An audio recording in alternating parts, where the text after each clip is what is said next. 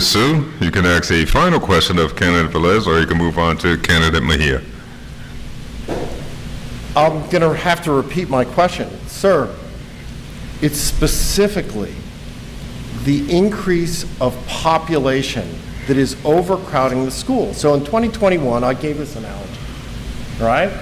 So the school district is like a boat, overcrowded with children. And apparently, the solution the council has come up with, which, sir, you've been a strong advocate for, is to put more children in the boat. So if the boat can only hold, in our town, we're short 160 teachers, the classrooms are overcrowded, the kids are failing in school, but yet there's still this push to put in more housing. It impacts the kids tremendously. And when the boat is overcrowded and it sinks, it doesn't just take down the new kids that get into the boat, it takes them all down. Do you really, you're being irresponsible to these kids, in my opinion, and I'm asking you to answer for that, please, sir. Answer, why is it good? Yeah, I understand you're filling lots and all that stuff, but the consequences, overcrowded schools, 90% of the kids in high school failing math, and it's because, and the city's role is a safe city and the level of population. That's our biggest role in education. Our biggest role in education. So why do you keep on pushing for more population in the city when it has such a terrible consequence for the children? That's my question. Ladies and gentlemen, I don't know if I'm on the school board or I'm in the city council. The city council have adopted a growth ordinance in the city of Patterson. Do you want to see the city of Patterson being the way it was 20 years ago? No. See, people like this is the one that want to see our city going down. First of all, we as council have to have a direct communication with the school district. It's the responsibility of the school district to see how they invest the $700 million they have in the budget to give it back to our schools.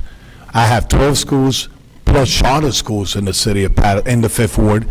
We have constructed, the school district have constructed a new school in the Second Ward. There's another charter school that's going to be in the Third Ward. So charter schools are popping out everywhere to satisfy the demand of shortage of schools. That is responsibility of the school district to put schools out there. So I don't know which one he want to talk about, government or he want to talk about school district, but I think that those questions should be to the Board of Education. Sebastian, thank you. I'm going to ask you a very similar question to what I asked Councilman Velez, which is, do you feel that the spike in residential development, increasing the population in the school system, is worth the consequence to the children? Is there a positive consequence, negative consequence? And if it's negative or positive, is that spike in residential growth worth the impact that it's having on the kids' lives? The spike in residential growth that has occurred in the city of Patterson, particularly in the Fifth Ward, and I could say this from my experience within the classroom, I've seen the increase in classroom sizes and the negative impact that it has on our students. Yes, our public school system has a budget that it has to deal with, but one must take into consideration the high cost associated with building a new school.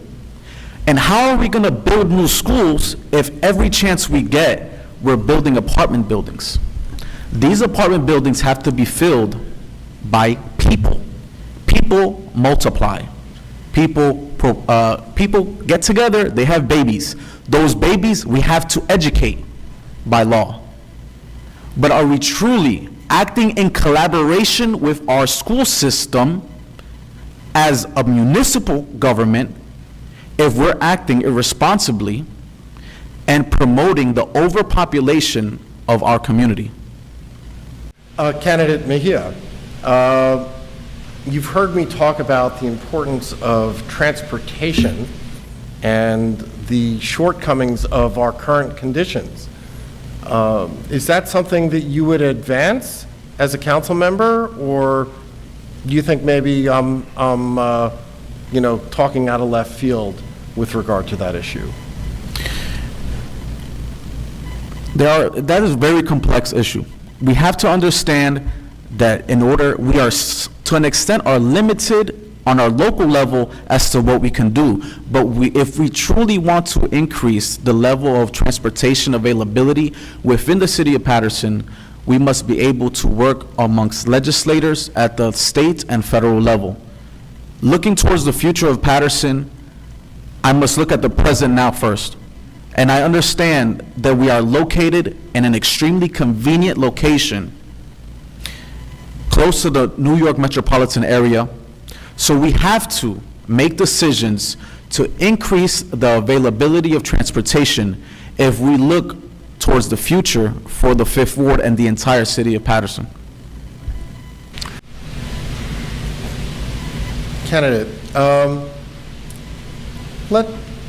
how do you think we can draw together? The Fifth Ward sits in the core of the city.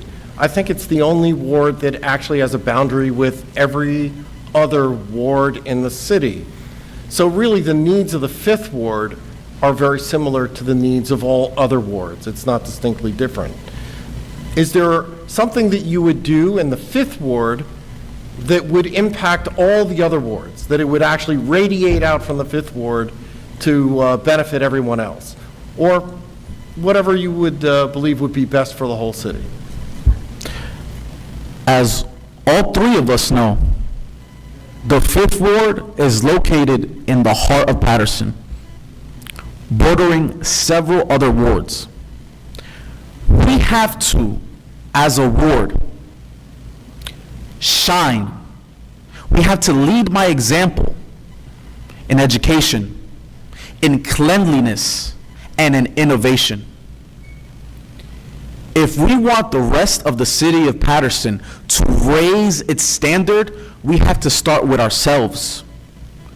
People have to be able to drive through the Fifth Ward and be enthusiastic by seeing how clean it is, how many flowers are planted, how much pride people take in their residences. So that is what I think we need to do. Lead by example on all fronts.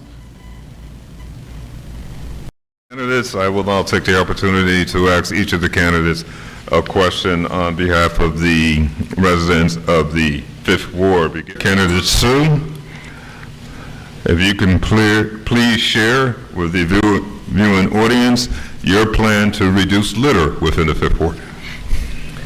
Well, the simple first step would be to return to trash collection 3 days a week. Most properties in the Fifth Ward do not have a place to store garbage on the property, so that garbage just ends up laying on the curb and blows all over the place. So requiring a 3-day-a-week pickup would be a good first step. I think we should, with the larger apartment buildings, the big multifamily buildings, I think that the city of Patterson should stop picking up their trash. I think we should make those larger companies have private pickup. We should set a standard in the code for how much dumpster space they need per resident that they have on the property, so we don't have overflowing dumpsters all over the place, letting trash go everywhere. So really, in a lot of ways, it's the point source from where the trash is coming from that is a big issue, because nobody has time. No town can just run around picking up everybody else's garbage that's blowing around all over the place. It's just nonsense. We have it in our code that inspectors can go around, they can take a quick photograph of a property and have a summons served on the property owner. This is especially true with the residential properties that have landlords. And those types of code enforcement measures would do a lot to pay for the costs associated with enforcement itself. It would be self-perpetuating. So those things would help. We could have what I might call dumpster days, where we have a dumpster on a block and let everybody come out and throw away their trash. And we should have better enforcement to make sure that people aren't dumping, setting up cameras in key sites like Jersey Street or Jersey Ave over by Oliver. Thank you. Thank you, Candidate Sue.